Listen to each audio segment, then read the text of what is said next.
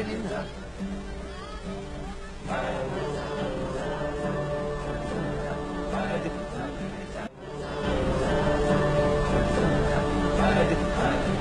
আমি চোথায় বিশ্বাস বলছি, সাপ্লি হোল্ডার গ্রুপের সদস্য। টাকাতে হবে না কাউকে, শুধু কানে না গুঁজে বসে থাকলেই হবে। আর শুনুন আমি কি বলছি, আপনারা সবাই জানেন গত সেমিস্টারে আমাদের ক্লাসে 15 জন স্টুডেন্ট সাপ্লি খেয়েছে। চোথা করতে গেলে, কারোর দিকে টুকতে গেলে, শর্ট কোয়েশ্চেন জিজ্ঞেস করলে স্যাররা খাতা ছাড়িয়ে নেয়। আরো স্ট্রিক্ট হয়ে গেছে কার। কিন্তু আর কতদিন আমরা সহ্য করবো? প্রিন্সিপাল কিছু করবে না আমরা জানি। প্রিন্সিপালের উপর রয়েছে ওই ম্যানেজমেন্ট, আর ওই ম্যানেজমেন্টই অর্ডার দিয়েছে এইসব স্যারদের।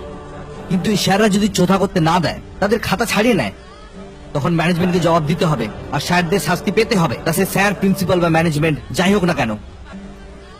আমরা একটা সাপ্লি খাবো, দুটো সাপ্লি খাবো, তিনটে সাপ্লি খাবো, হয়তো চারটেও খাবো, কিন্তু পরের সেমে আবার চোথা করব, সব সাপ্লি ক্লিয়ার করব।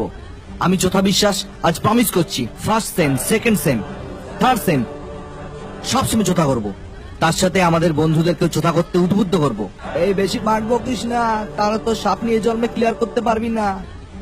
শুধু আমি বা আমরা চোথা করলে হবে না, আপনাদেরকে আমাদের সাথে চোথা করতে হবে, নইলে কিন্তু সাপলি খাওয়া কোনোদিন আটকানো যাবে না। সকলে কান খুলে শুনুন।